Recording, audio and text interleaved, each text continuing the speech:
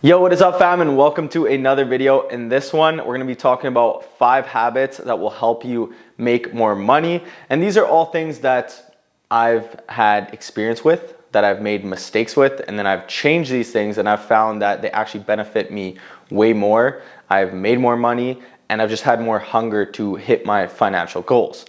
So before I start, first thing, I upload every Monday and Thursday at 10 a.m. All my videos revolve around success, mindset, pretty much things that are gonna help you succeed and become more successful and motivate you and make you more disciplined to actually achieve any goal that you want in life.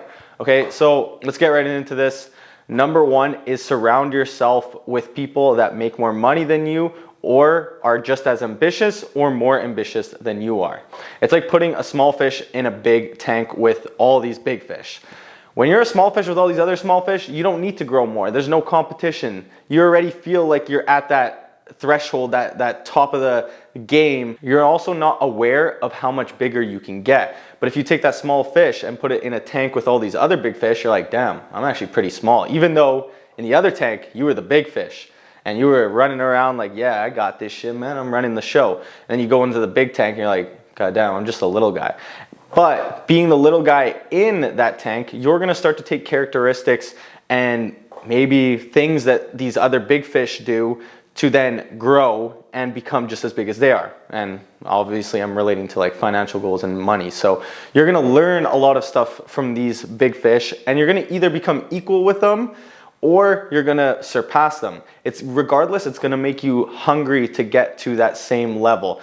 Yeah, it's obviously gonna be hard. You're gonna feel like you're in last, but nobody wants to feel like they're in last. So that is gonna kickstart your literal survival instinct. It's gonna motivate the hell out of you to actually work towards those goals. So you can be aware of it. If I want to achieve this goal of being a millionaire, well, you better start surrounding yourself with millionaires, people that know how to make a lot of money, or else you're not going to be able to do it. You might, but it's going to take a lot longer. You're going to make a lot more mistakes, or you can expedite that if you just surround yourself with people that already know how to do it. It's just like when you learn any sport. You want to go to someone that has already been at a professional level and knows how to play very well. You're gonna learn a lot better and become a better player a lot faster. Put yourself in a big tank with big fish and stop trying to hang out with the small fish to make yourself feel better. Number 2, and this is a big one that I think everyone makes a mistake on. As you get older, you start to realize that buying shit isn't always the best way to go.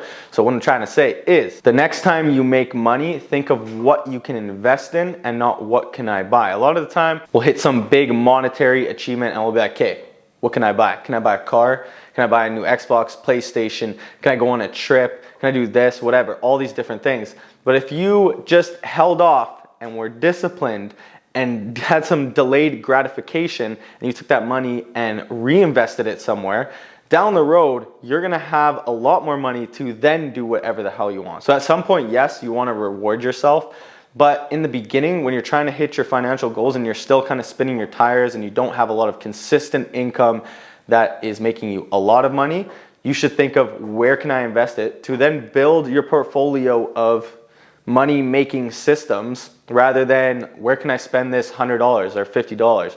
So next time you make $50 and you're amped about it, maybe it's from like a new business or even $50 from your damn 9-to-5 job.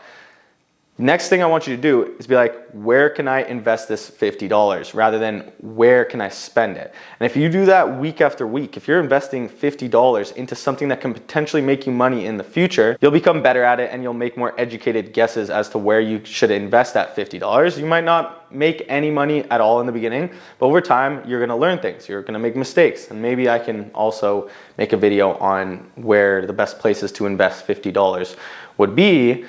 Actually, that would be a really good video. But anyways, that's for another one. So next time, think about where can I invest that money and not where can I spend it. The 3rd habit is practicing delayed gratification. So this kind of goes back to the one that we were just talking about, not overspending, not spending on things you don't need, and having that delayed gratification to then get a reward in the end. So you're taking that money where you would have spent and you're investing it. But delayed gratification, you can also train yourself in multiple different ways. For myself, it's also in fitness, in my relationships, in so many different parts of life. I practice delayed gratification rather than always trying to get a reward instantly. Like even scrolling Instagram, TikTok. That is immediate gratification. You're getting a little spike of feel good. You're getting a spike of motivation if you're watching these motivational videos, but you're not actually motivating yourself. If you want to truly motivate yourself, you're going to go and do something really hard, achieve it, and now you're like, damn, I'm confident. I can do this. That is delayed gratification. You had to do something hard, then at the end of it, you got the reward of finishing it, and now you are motivated to do it again because you got a reward from it.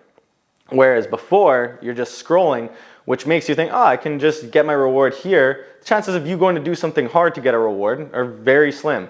So, in other words, make sure you're doing the hard things and your life will actually become easier. And if you try to do the easy things, your life will actually become hard. And the reason I'm saying this is because most self-made millionaires practice delayed gratification. They're consistently investing their money. You don't see them flexing on Instagram, going crazy at the clubs, strip clubs, buying this, buying that, and flexing about it.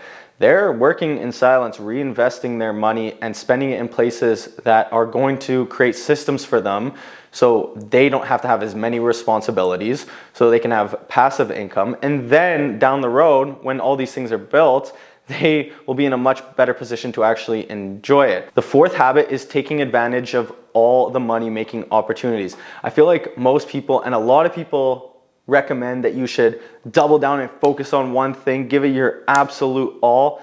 But in what way does that make sense? We've always been told by other investors to diversify your portfolio. If you're investing in stocks and crypto and all these different things, you should have many different avenues.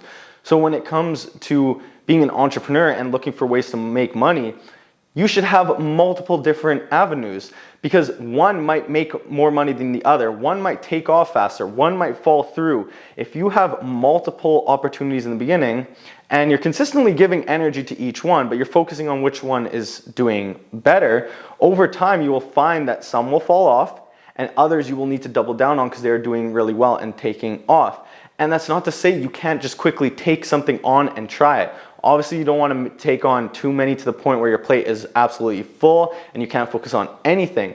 But you should have enough time that you should be able to focus on 3 different things. And when one of them starts to take off, that's the one you start to focus on. And that's not to say you can't do the other one too on your pastime. It could be your side hustle and then this one could be your main. But what I'm saying is just don't be afraid to try multiple different avenues. If you have a lot of skills or you want to learn multiple skills, don't be afraid to do it. See what's out there, try different things. Maybe one of them you enjoy more than the other. So you're gonna be more passionate and you're gonna be able to put more energy into it.